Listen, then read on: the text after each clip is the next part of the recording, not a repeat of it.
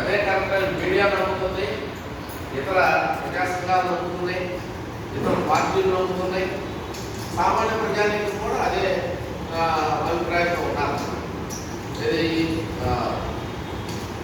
సోదరులు అన్నట్టు వాళ్ళ ఉద్యోగాలు మనం తిన్నాము, వాళ్ళ ఉద్యోగాలు మనం దోసుకున్నామని అంటే మనం నోటు చేయలేకపోతాం. మన తెలంగాణ లెక్కలు బయట పెట్టారు. ఎంతమంది మాలు ఎంతమంది ఉద్యోగస్తులు ఉన్నారు, మాది ఎంతమంది ఉద్యోగస్తులు ఉన్నారంటే వాళ్ళే ఒప్పుకున్నారు. అక్కడ ఉన్నాళ్ళు ఎందుకు దాన్ని నివేదికను బహిర్గతం చేయకుండా వర్గీకరణ చేసిన తర్వాత తెలంగాణ రాష్ట్రంలో మాలు ఎంతమంది ఉద్యోగులు ఉన్నారు, మాది ఎంతమంది ఉద్యోగులు ఉన్నారు అని ఇప్పుడు బయట పెట్టారు రీసెంట్గా. ఆ లెక్కల ప్రకారం చూస్తున్న మనకంటే వాళ్ళు 2 లక్షల తేడాలు ఉన్నారు, మనకంటే వాళ్ళు ముందు ఉన్నారు. అంటే మనం మాట్లాడలేకపోతున్నాం. మనం రకరకాల కారణాలు చెప్తున్నామండి. మనకు వాళ్ళతో మంచి సంబంధాలు ఉన్నాయి, మంచిదే ఉంచుకో, ఎవరుతున్నారు మంచిదే, వాళ్ళతో మంచి సంబంధాలు ఉంచుకో. మనం గొడవ పడమట్లా, మనం గొడవపడము కాదు కదా. మనం చెప్పేది ఏంటంటే మన వాయిస్ని మనం న్యాయంగా మనం ఏం మాట్లాడదలుచుకున్నాం, న్యాయంగా మనం ఏం చెప్పదలుచుకున్నాం అనేది సమాజంలో తీసుకెళ్ళడానికి కారణం ఏంటంటే మన వెలుగు ఎవరు లేకపోవడమే.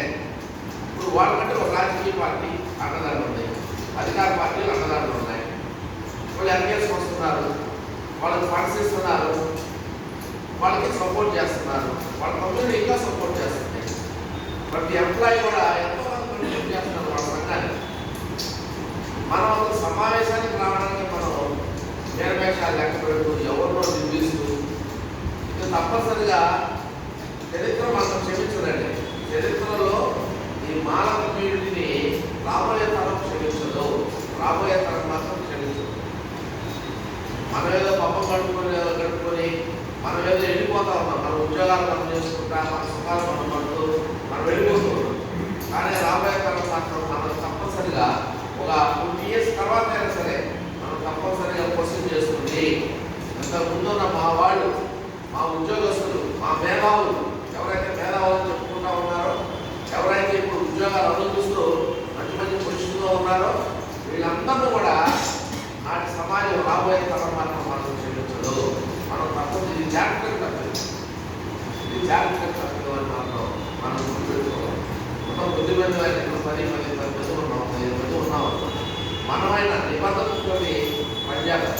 మన వెనక ఈ రాజకీయ పార్టీ ఉండాల్సిన పని లేదు, ఈ రాజకీయ సిద్ధాంతం ఉండవలసిన పని లేదు. అందులో ఒకటే సిద్ధాంతం, డాక్టర్ బిఆర్ అంబేద్కర్ గారి ఫిలాసఫీ. ఆయన చెప్పినటువంటి ఫిలాసఫీనే మనం ఫాలో అవుతాం.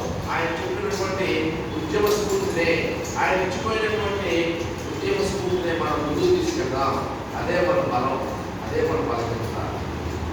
కాబట్టి మనం ఒకరు వచ్చినా రాకపోయినా ఉన్న 10 మంది అయినా సరే మనం ధైర్యం సడలకుండా, భయపడకుండా, నిర్భీతిగా పనిచేయగలిగితే సంఘాన్ని ముందుకు తీసుకెళ్ళగలుగుతాం. భవిష్యత్ తరాలకి మనం తప్పనిసరిగా మనం ఆత్మసంతృప్తితో మనం మన జీవితాన్ని ముందుకు తీసుకెళ్ళగలుగుతాం అన్నమాట. మా వంతుగా మేము చేయగలిగిన మా కమ్యూనిటీకి డాక్టర్ బిఆర్ అంబేద్కర్ గారు ఏదైతే చెప్పారో, నువ్వు ఉద్యోగాలు చేస్తూ నువ్వు సుఖాలు అనుభవిస్తూ నీ యొక్క కమ్యూనిటీని చీకట్లో వదిలిపెడుతున్నావు, ఈ కమ్యూనిటీ చీకట్లో వదిలిపెడుతున్నావు. కాబట్టి అది నువ్వు చేసే తప్పులు అని ఆయన ఎప్పుడైతే 1956 బాధపడ్డాడు. ఆయన చదువుకోవడానికి ముందు కొన్ని రోజుల ముందు చేసినటువంటి వ్యాఖ్యలు మనం నమ్మిస్తే మనం తప్పనిసరిగా కొంచెం కాస్త సరే మనం పశ్చాత్తాపడి ఇక నుంచి అయినా సరే, ఇక మీదైనా సరే 1% మనం మన సమయాన్ని కేటాయిస్తే, రోజుకు 1 గంట, వారంలో 1 గంట మనం కేటాయిస్తే సంఘాన్ని బలోపేతం చేసుకోగలం. ఎవరున్నా లేకున్నా మనం ముందుకెళ్ళడానికి ఆ స్ఫూర్తిని మనం వదులుకోకుండా బాబా సాహెబ్ తెలిసినటువంటి ఈ యొక్క బలమైన గుణాలు ఏవైతే మనకు ఉన్నాయో, బోధించు, సమీకరించు, పోరాడు. బోధించు, సమీకరించు, పోరాడు. కాబట్టి మన యొక్క సిద్ధాంతాన్ని, మన సంఘం యొక్క సిద్ధాంతాన్ని మన ఉద్యోగులు తీసుకెళ్ళాలి, సామాన్య ప్రజానీకంలో తీసుకెళ్ళాలి. ఎవరైతే కామన్ మ్యాన్ ఎవరైతే ఎఫెక్ట్ అవుతున్నాడో వాడికి తెలియజెప్పగలిగే విధంగా మనం సంఘాన్ని నిర్మించుకోవడానికి మనం నిరుత్సాహపడకుండా ఎవరు రావడం లేదు అనేటువంటి నిరుత్సాహాన్ని మనం మనసుకు తీసుకోకుండా కొద్దిమందినైనా మనం గట్టిగా ప్రయత్నం చేద్దాం, సంఘాన్ని బలోపేతం చేద్దాం, సమాజానికి మనం తప్పనిసరిగా మనం రుణం తీర్చుకోవాలి. మన కమ్యూనిటీకి మనం తప్పనిసరిగా రుణం తీర్చుకోవడానికి ఇది ఒక మంచి సదవకాశం.